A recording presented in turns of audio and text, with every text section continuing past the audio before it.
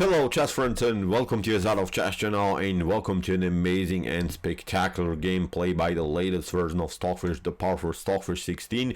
Today we see the fish battling it out against another top engine Berserk in a beautiful London system game. So today we see the fish playing the beautiful London system with the white pieces. We'll see the amazing London system setup, and we have analyzed a couple of weeks ago an amazing, really spectacular gameplay by Stockfish in which Stockfish destroyed the London system with the black pieces with a beautiful queen sacrifice. But today we see again a beautiful queen sacrifice, but today with the white pieces in the London system. Again, a brutal spectacular game played by Stockfish, and I think this game has great theoretical value because the London system is really playable in any level of chess, in beginners level, intermediate level, in top GM level. We have seen even the big Magnus Carlsen playing very often the London system when he's in trouble, when he has to maybe do something, when he has to win some games, then he's choosing many times the London system. So is, as I said, a beautiful opening playable for any level of chess knowledge. So let's see now the game. Put your seatbelts on with the white pieces. The fish open with the move knight to f3. We have d5 by the Berserk engine. We have d4,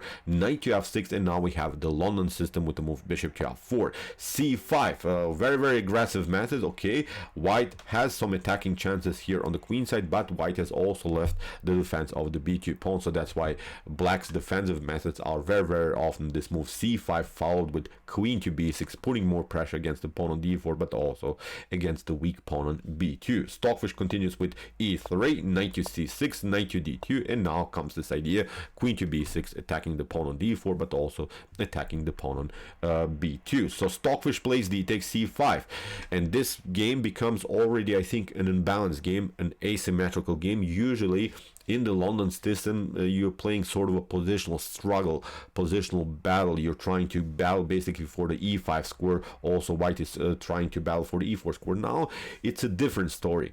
Now, the pawn structure gets imbalanced. It gets, as I said, asymmetrical, gets wilder and wilder. So it's becoming more and more of a tactical game, which I really like. Now, from this point on, it's becoming really sharp battle between Stockfish 16 and the Berserk engine. So here, you don't want to take this pawn, because then you risk to run into some ideas of a3, b4. The queen gets a little bit exposed. You can maybe prevent it with a5, but now with c4 we would eventually open the position, and then rook to c1, very dangerous. The knights are very active already. Bishop will come into the game, so I guarantee you black will not have fun in this particular line. So that's why after move d takes c5, the Berserk engine took now this pawn on b2, which is in many occasions a poisoned pawn. We have to say it. When you take out the b2 pawn in some lines, the g2 pawn, also the g7 from white's perspective, or maybe the b7, pay good attention what you're doing, because you're running probably into some wild tactical sequences, because the queen is now exposed. The queen is of course the piece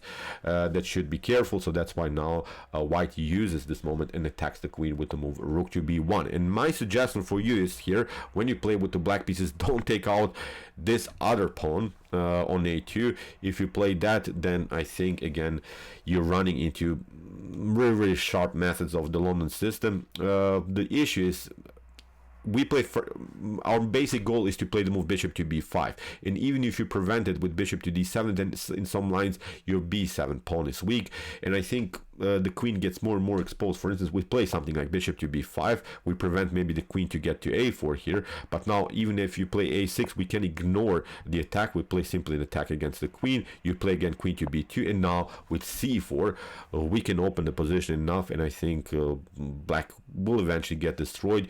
You can maybe try battle e6. Now we castle. You try also to castle with bishop to e7, kingside castling, but now we put more pressure. That's the issue here. We play queen to a4. You try maybe bishop to d7.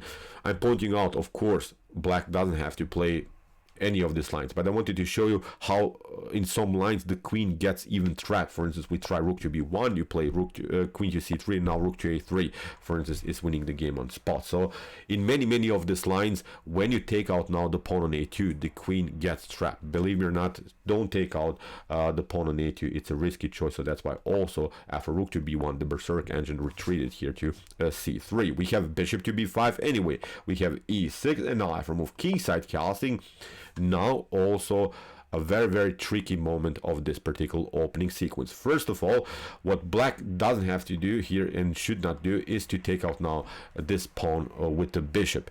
If you do that, then you have basically taken natural square for the queen. The queen would love, of course, to use the square in order to escape. So now when you took the square, and there are now 3 games in the database that I see here in which black took the pawn with the bishop on c5, and all of them were winning games for white. Pay good attention what happens. For instance, we play bishop to e5.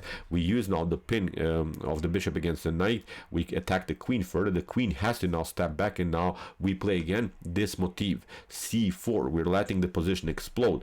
Now you could maybe try to retreat, because also knight to b6 in some lines, knight to b3, pardon me, in some lines is the threat to play a fork against the bishop and the queen. The bishop retreats, and now we play knight to b3 anyway. And look at this.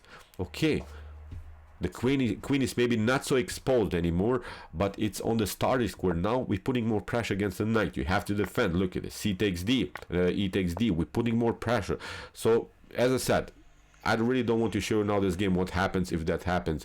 The tactical 3 is simply too complicated to explain everything what could happen now in the London system. But I think we can notice that white is always keeping the attacking flow. White is always keeping the attacking chances. For instance, you defend, now we take, b takes c6, we attack the rook. You play something like this, we even can play rook to b8. So as I said, many tactical opportunities, but only in white's position. So I would not love to play anymore this game from black's perspective, because again, the king is stuck in the center, so it's not a good position. So pay good attention in this line. As I said, bishop to c5 to take out the pawn with the bishop would be really a risky idea here for black. So that's why from kingside castling, bishop to e7 was played by Berserk, and now a beautiful, stunning move. And this move has been played in an amazing game played by Alireza Firouzja against Wesley So back in 2021, in which Alireza played also the stunning e4. And this is the way they go. This is really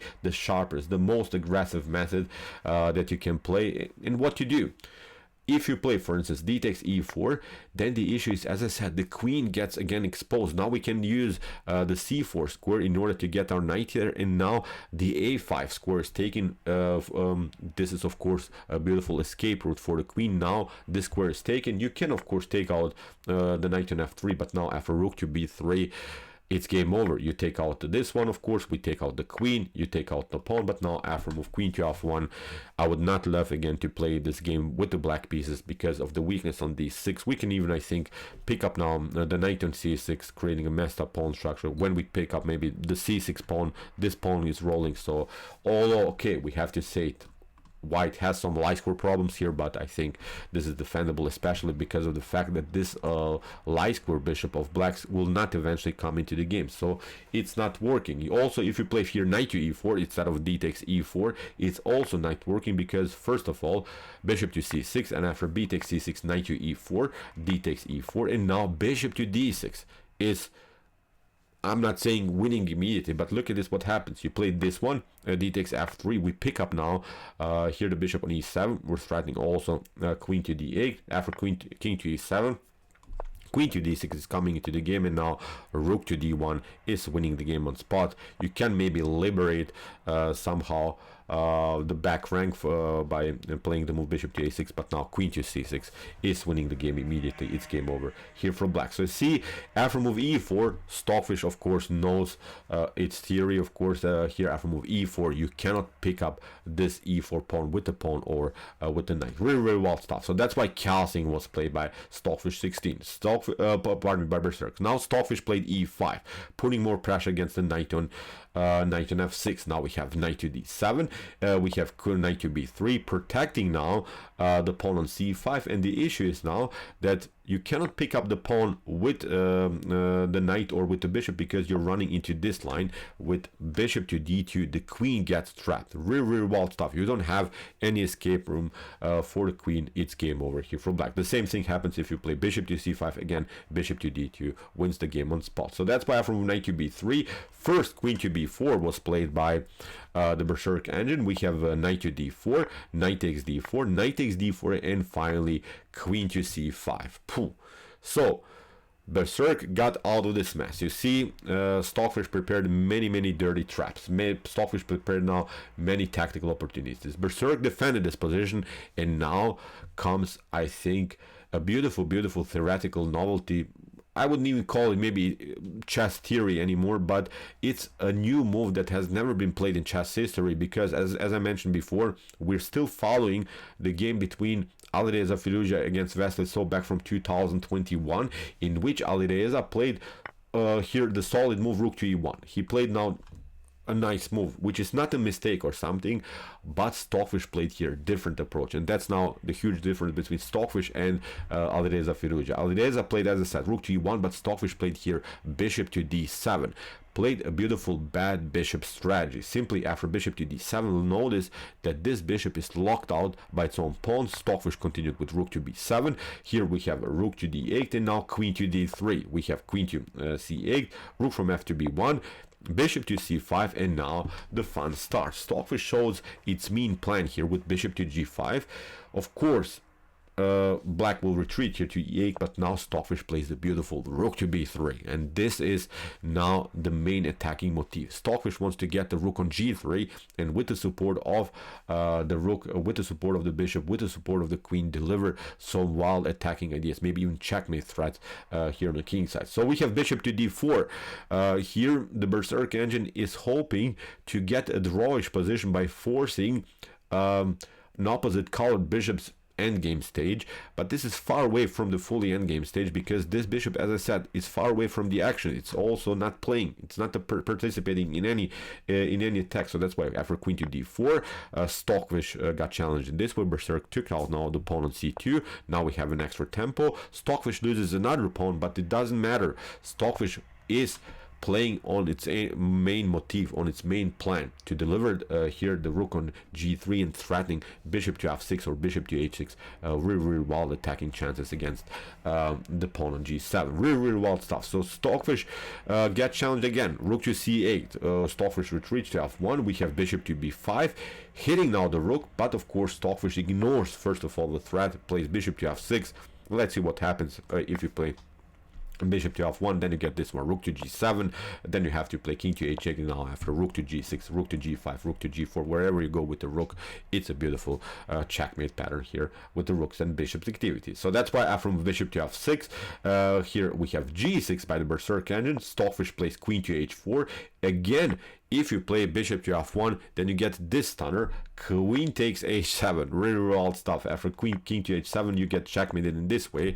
Really, again, a beautiful checkmate pattern, so it's not working. So after move queen to h4 that the Berserk engine played, Stockfish got challenged again with this idea, queen to e2. Now you cannot play queen to h7, because after this same motif, we'll simply get the queen in front of the rook, so it's not working. White lost decisive material, so it's a game over then for white. So that's why Stockfish had to find another plan. After queen to e2, we have rook to b1, because there was also the threat of queen to f1. We have now queen to d2, and now bishop to g5, hitting the queen. Again, the rook gets challenged here on b1. Stockfish retreats now to e1, and now the issue here for Berserk engine is that the Berserk engine doesn't have any more tempi against the rook, so Berserk cannot attack now further the rook. Black would love now to keep the pressure somehow, because the rook is a little bit loose, we have to say it, on the first rank. It's not connected to this other rook, so that's why, as I said, Black would love to somehow attack it further, but now no further attacks against the rook are possible. So that's why here Berserk tried a counter attack with rook to c4, but now Stockfish plays again the stunning queen takes h7. Really wild stuff. After king to h7, again the same motif, rook to h3. We have king to g8, bishop to f6, again threatening the checkmate on h8, but now it is defendable with this resource. Queen to f2, after king to f2, rook to f4, we have king to g3, and now rook to f6, e takes f6. Very wild stuff. You see, great tactical sequence, but it's far away that we could say it's completely winning, because we have to say it also, Black has here two connected passers, also the passer on the a file, but these passers are far away also from potential promotion. Meanwhile, white will lose, of course, the clear path for the king. Will also get a rook into the game and will start to push the pawns here on the G and H file. Will try even to deliver checkmate with the rook and king's activity. So it's really a crazy position. It's a rare case that we see such a position in chess. Really wild stuff. So after move e takes f6, we have rook to d8. Stockfish gets the rook on a very active square. Rook to d6, rook to c1, threatening in some back rank checkmates. So that's why bishop to a6, rook to b1, again trying a checkmate. So that's why rook to d8. And now after rook to b3, we have e5. And now Stockfish shows again its plan, king to h4. Playing very actively king was very, very necessary here. And what should you do? If you play here bishop to f1, this wasn't played in the game. But I wanted to show how basically it's game over here, I think, already for black. Even if you play bishop to f1, then we simply ignore the threat with king to g5. You can pick up now this pawn, but the h4 pawn is now the most important idea. We're trying to open the position. You don't have access to the f3 square. You would love to do that. Then you would stop, of course, the progress of the h pawn. But now you could maybe start to push your own pawn. But we simply ignore this from white's perspective. We simply push our pawn. We continue our plan here with h5. You're playing d3. We takes, and now after rook to g6, now after a couple of attacks, also rook to h8 is a threat. You cannot, of course, play something like this, because with pick up simply the rook on d8, then the game is over. Even if you play something else, even if you don't react in this way, then this other rook is coming into the game on the 6th or 7th rank. Also, there are discoveries against the bishop, so this whole concept, this whole attack is not working. In some lines we can play f7, king to f6, and maybe even force trades of rooks on the bank rank, get also the rook on the 8th rank. So whatever black is doing here, black is losing the game for sure. So that's why after move king to h4 here, Berserk tried a different idea, bishop to c8, but Stockfish simply ignores, as I said, any attacking chances by black. Plays simply on its own plan with g4, bishop to a6, king to g5, bishop to f1, now h4, d4, h5, again with the same plan, h takes g6, f takes g6, and now after move rook to a3. In this particular position, the Berserk engine resigned. What to do? You can of course play here rook to d7, but now we simply attack this pawn. You start to push this pawn. We again play rook to e5, threaten checkmate on e8. You can maybe try to push it, but as I said, king to g6, you promote, and then rook to e8 is winning the game for sure. Again, there are many sidelines that could have been played, but this is one method how to win the game very, very easily by using the rook's activity. So great game, great attack by Stockfish. It almost seemed to me that Berserk defended the position when it got this opposite color bishop's position, but activity is more important than material. You saw that the light square bishop was simply trapped by its own pawns.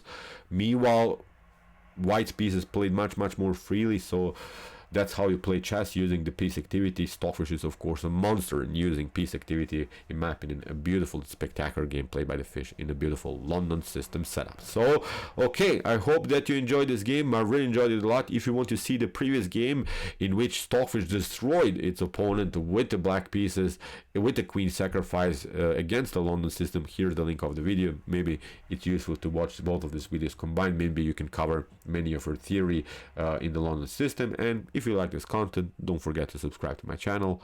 See you soon with some more videos, and what do we say? Chess is the best, of course.